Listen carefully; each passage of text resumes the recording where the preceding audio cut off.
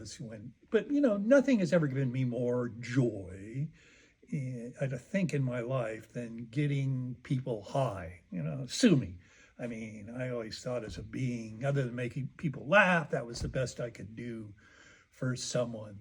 So the only thing I would ask of them when I gave them these brownies, which are really strong, was that if you or anyone you give them to has a weird experience, tell me later. And I heard some incredible stuff over the years, but my two favorite incidents with the brownie was one, I had a longtime customer and she was going to Hawaii for a month, so she needed a house sitter.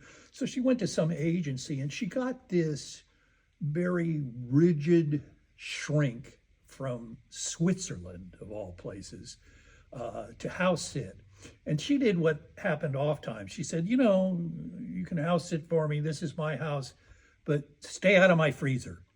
Don't eat things in my freezer. Because she had, as it turns out, 3 big brownies that she was freezing in her freezer. And they last for 20 years. I know. I've eaten. So she's like keeping it for a bad occasion or a good occasion? Well, no, but she's keeping it for herself. And, she doesn't want this person going in there and getting her brownies or anything else. What are you doing in someone else's freezer anyway? But so she goes to Hawaii, and apparently this Swiss woman, she, the plumbing stopped up or something, and she had to pay for it. And she was kind of pissed, as she said later. So, she got hungry one night and she thought, well, I'm going to go in the freezer. So she goes in the freezer. She gets one of these brownies and they tasted great because I would use a whole cube of butter to make a dozen brownies. So these things just melted in your mouth. And apparently she ate one of them and she goes, oh, this was great. And so she ate the other 2. She ate all 3 of these brownies. These are brownies I recommended that you ate an eighth or a quarter of one, particularly if you were a novice. So she ate all 3 of them. And so a quarter of one. So she had 12 doses, basically. Yeah, 12. Yeah, even a quarter was a heavy hit. And they found her at midnight, naked, running around this cul-de-sac screaming. Because, she was this uptight Swiss string and she thought she'd lost her mind, which in effect she had, But my all-time favorite personal experience was, I used to make my living as the world's fastest typist, and I worked for attorneys. And, I could type a couple hundred words a minute. And by the way, the greatest enhancement drug for typing is pot. You go into the right side of your brain. I'd smoke a shitload or eat an edible, and I could type for 5 or 6 hours. I didn't even know I was doing it because I was a speed reader too. So I'd worked at this firm for a couple months, and the woman who managed it gave a party at her house in like Walnut Creek or somewhere. So I made a bunch of brownies, as I always did for parties, and I drew a cartoon sign.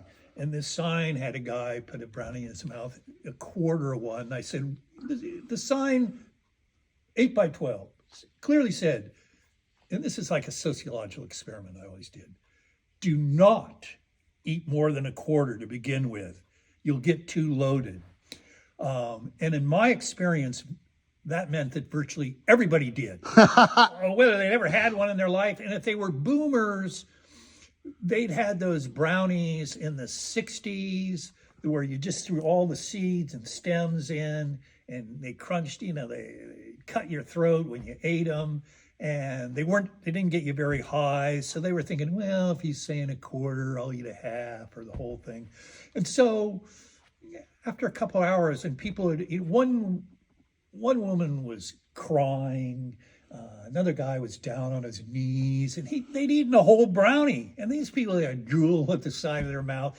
And, you can only get so high, of course. Before you pass out. Well, yeah, it's just marijuana. Like, I think it was James Elroy wrote that trying to get some, like, psychedelic high on goddamn marijuana is like trying to get to the moon on mayonnaise.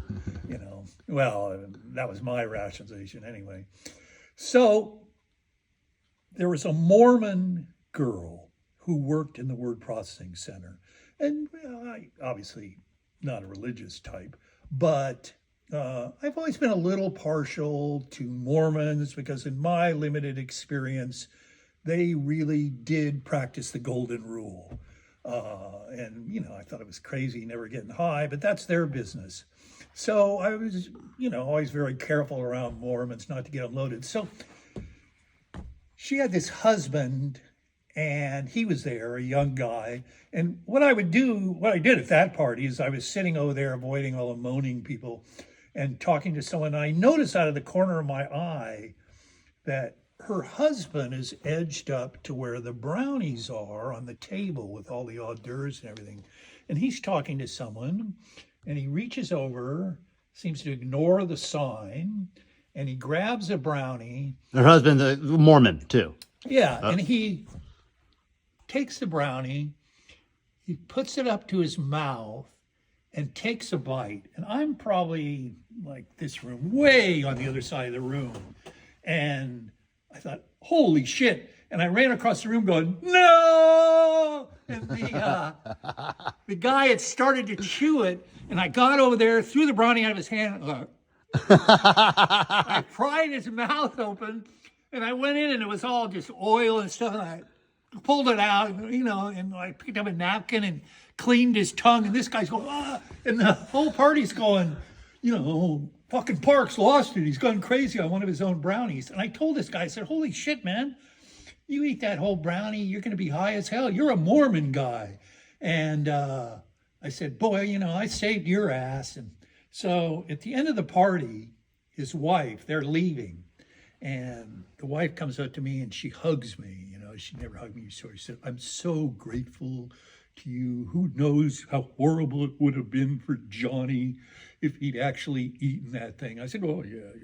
And, I was feeling pretty good about myself. And he comes up and he shakes my hand and he pulls me here and he goes, you fucking asshole. That's the one chance I had to get fucked up.